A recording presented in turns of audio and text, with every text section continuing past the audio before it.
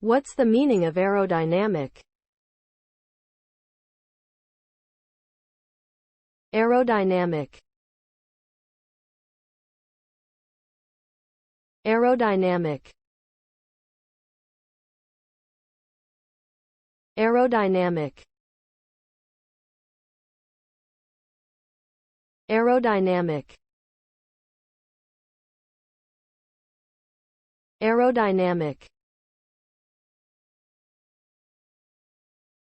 Aerodynamic refers to the study of how air flows over and around objects, particularly in relation to their efficiency and performance.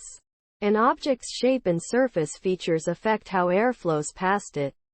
An aerodynamic design is used in many fields such as airplane and car design to reduce drag and increase speed. In general, the more streamlined an object is, the better its aerodynamics.